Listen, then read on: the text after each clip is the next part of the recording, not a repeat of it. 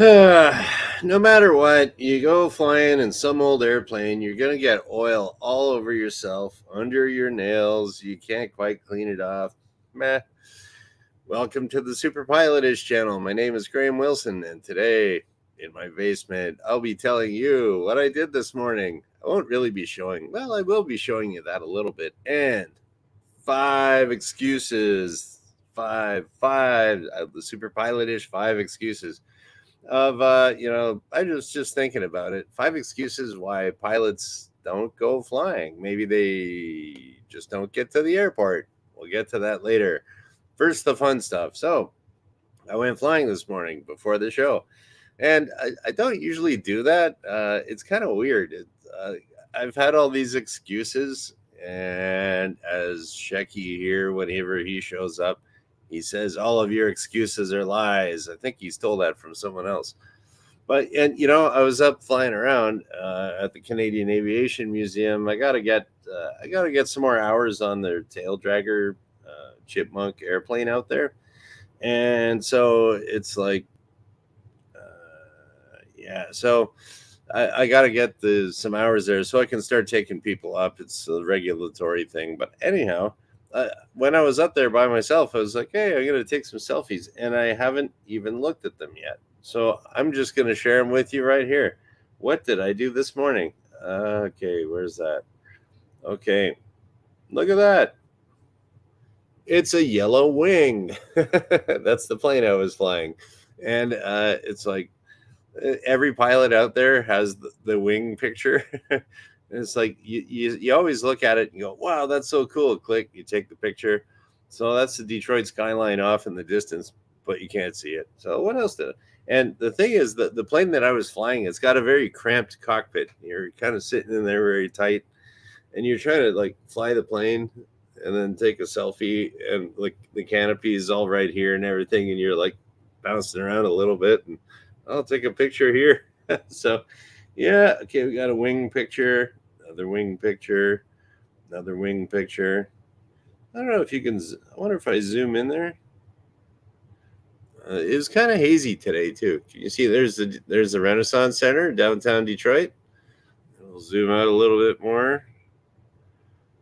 All right, there we go. There's my wing there. Oh, hey Brian, welcome to the show.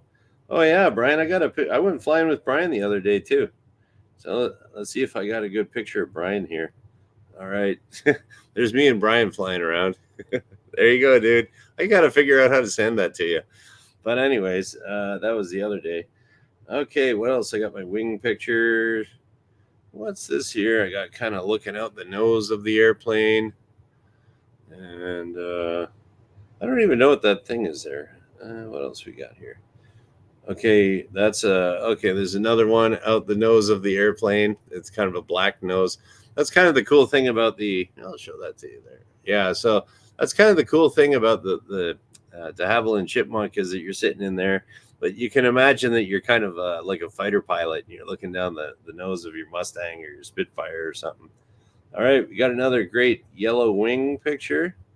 Okay, this one's a little better. Whoop, what did I do there? And then, okay, we'll zoom in there.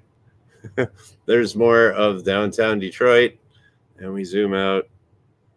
And a yellow wing. Hey, there we go. What other picture did I get? Okay. Okay, that's like, I think I was just blasting off a bunch. That's like some old part of the airplane looking out the window. What else we got here? Down at the bottom is that's the radio master switch down there. And there's a little air vents that don't really work too much. But it was kind of cool that when I was flying around today, it's pretty hot out and pretty hazy. So the Havilland Chipmunk's pretty cool. And oh, hey Shecky, I'll be talking about all your excuses are lies here pretty soon. And that's blurry. Yeah, so now I got some blurry, crappy pictures. Would you like to see a blurry, crappy picture? I wonder if I got. Oh, here's another different view. Okay, there's that one there. So you can see the yellow wing. That was the left. So I was flying east down the Detroit River. And you can kind of see the Renaissance Center. That's downtown Detroit there off my left wing. And then there's the river, and on my side of the river is Canada. Windsor, Ontario. Okay, that one was not that good because I was just kind of like trying to fly and kind of, I don't know, that looks pretty good. And then I'm not really good at the one handed, like I hardly ever use a phone for pictures and stuff. And oh, I just noticed I still got my watch on.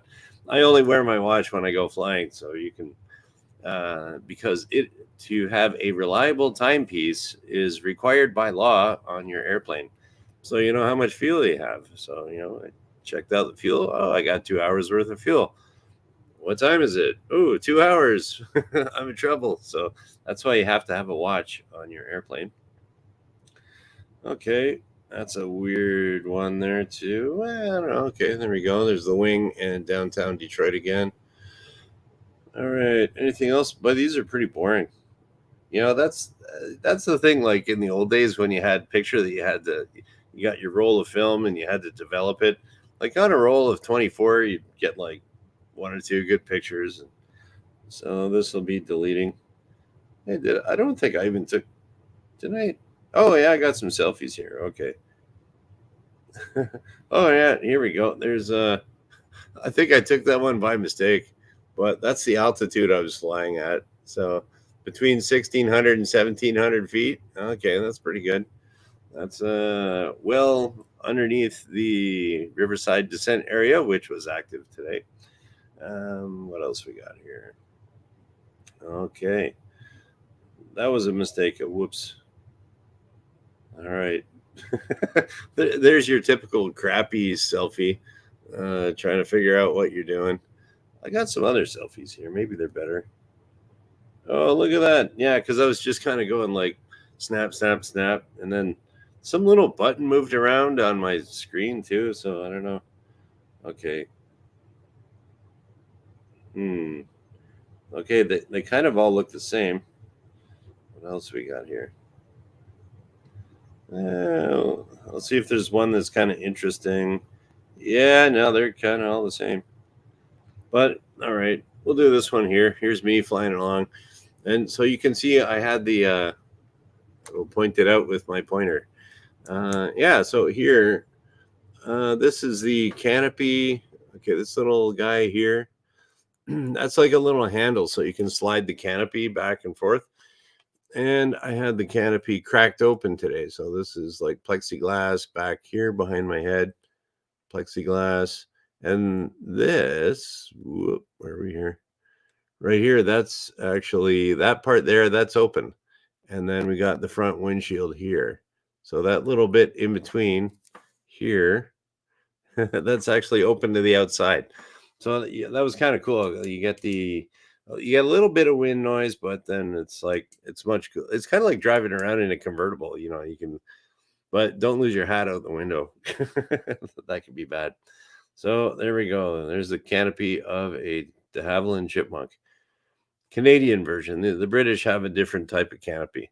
Okay, so there we go. That's what I did this morning. So, and yeah, it's still. I figured I'd go this morning because we were supposed to get some thunderstorms this afternoon, but looks like they're not calling for those. But it's gonna be brutal, like hot, hazy. Blah. Okay, so let's look at some excuses. Why have I been putting off? I got to get 25 hours in the airplane on a tail dragger so I can start taking people up. It's just one of the rules of the museum. So, what were my excuses to not go flying? Top 5 pilot excuses, which are lies, right, Jackie?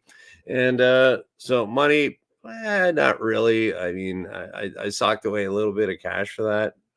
But then I started thinking about my excuses, like that, where I mean, there's been lots of times where I've gone maybe a year without flying, and money was part of it. But was it really money? Maybe I was just spending my money on the wrong stuff, or oh yeah, I need that new car. No, I don't. I could use that and gone out to the airport or whatever. So that's one of those things. If you save up your cash, no excuse. Okay. Well, then what was my other excuse? Well, I have to come clean with you guys. Dun, dun, dun. This is a problem a lot of people have. What if you're just too lazy to drive out to the airport? Or you're just like, oh, I got to get the plane out. I got to do all this stuff. And like, it's kind of always like that for me going to the airport now. It's like, okay, well, yeah, I got to get out there. But it's once you get up in the air, it's like totally worth it. And you're like, oh my God, like today I was flying around and I just looked out the window. And every once in a while, when you're flying, you get this certain moment where it's like, poof, like, whoa, I'm in an airplane. It's like usually you're worried about other stuff, and then all of a sudden everything's looking good, and you look out the window and you're like, this is cool. I'm in an airplane. This is why I got into it. So that is worth all the work and and everything. So if you're gonna be lazy, think about that moment when you're in the plane, and you will get it where it's like, wow, I'm in a plane. This is awesome. So that's why I learned how to fly. Okay. And then here we go. This is kind of for maybe some older guys that have been flying for a while.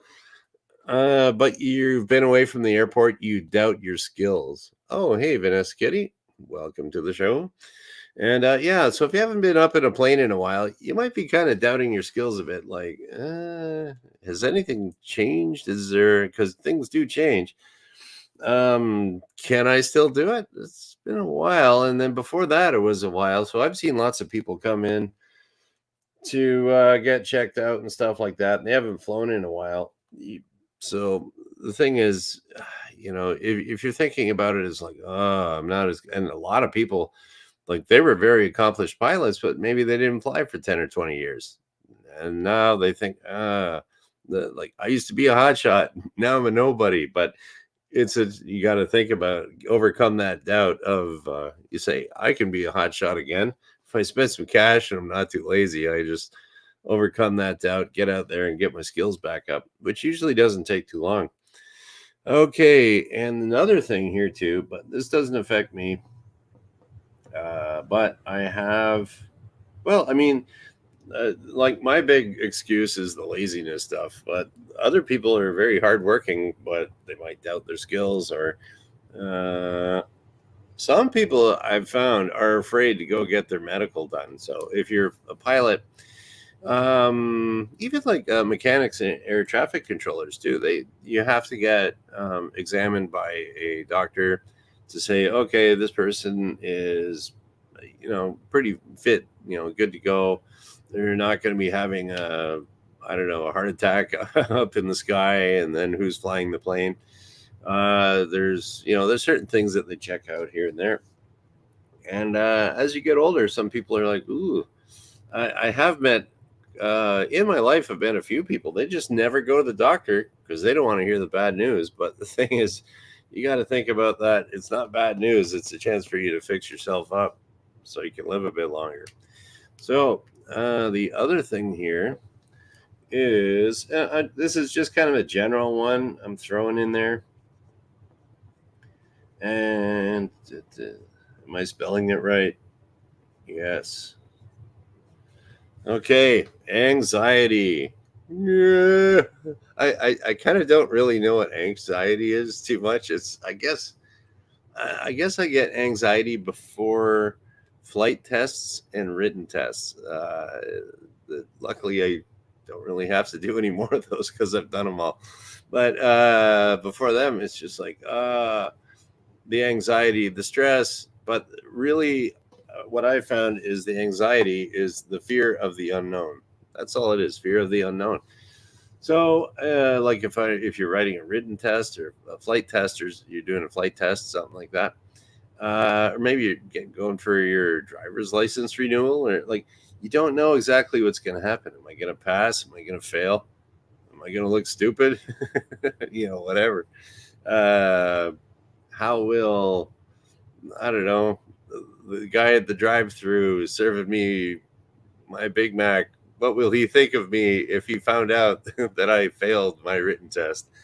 The guy serving you the Big Mac probably doesn't care, as do most people don't care about you. It's like it's just on you, man. So it's really just a fear of the unknown.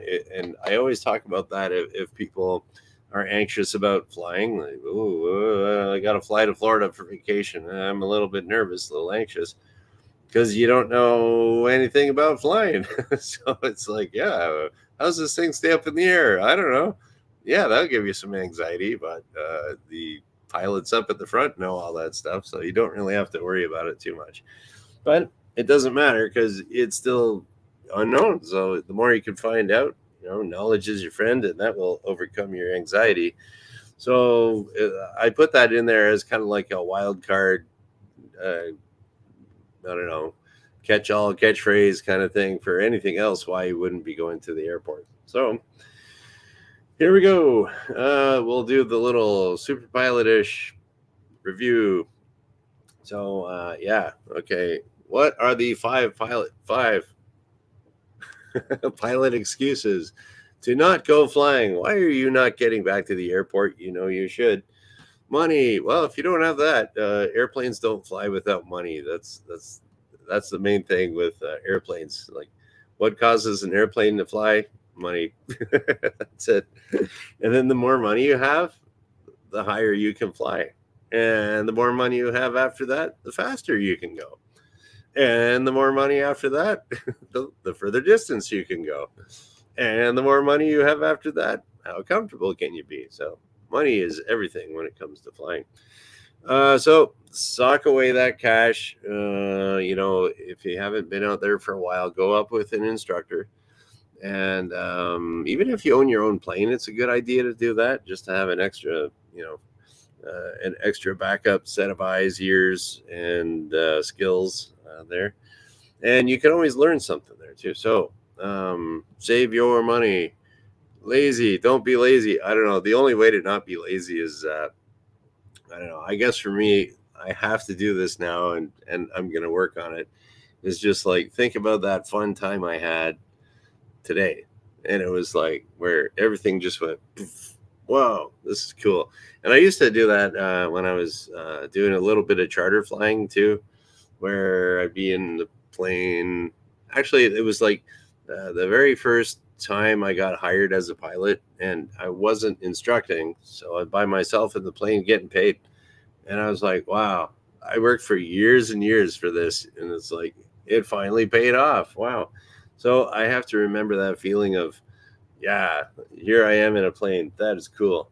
I'm going to use that to overcome my own laziness.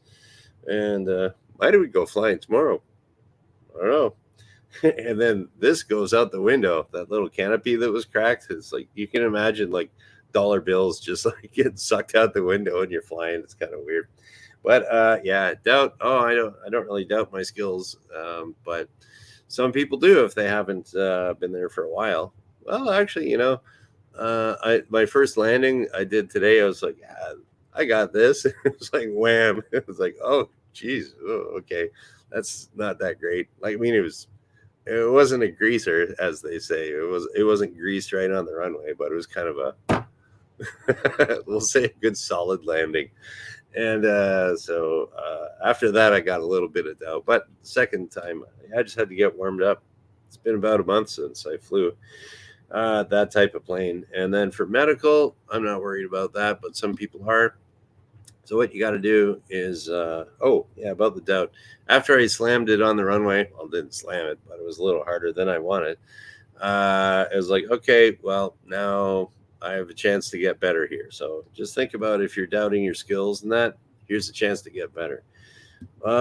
Medically, people don't want to hear the bad news. If you're one of those people, listen to the bad news. And it's not actually bad news. It's actually good news because now you got, what you have to work on so you can keep going flying, spend your money. So here we go in anxiety in general. That's just, it's fear of the unknown. It is, don't get anxious about your anxiety because it's, and then get anxious about your anxiety. You're getting anxious about the anxiety that you're having about the anxiety. Don't do that. It's just fear of the unknown. The more you know, less anxiety you'll have. That's it. Easy peasy. There you go. I think what is it? I could if I was like a psychologist, just for that advice alone, and I sit there and listen to somebody, you probably get what, a couple $100 or something. I don't know how much they get paid, but there you go. Fear of the unknown, anxiety. The more you learn about what you're anxious about, less anxiety you'll have, and then you can have fun at the airport, flying around and talking to cool people. That was another thing too that got a little bit more social interaction than I normally do, just hanging around the house and doing a little bit of flying here and there. But every time I go out, there's always somebody I know, and you can always talk about airplanes. So that's something. That's something you always have that in common. So somebody could be a student, somebody could be like a high school student. Like you can have like retired guys, old retired guys, not me retired age, but very senior gray haired guys talking to a 17-year-old about landing or about airplanes or the history of this. And because you have that one thing in common, there's all these different ages and barriers and everything. It all just goes away. Like you're all pilots or interested in planes.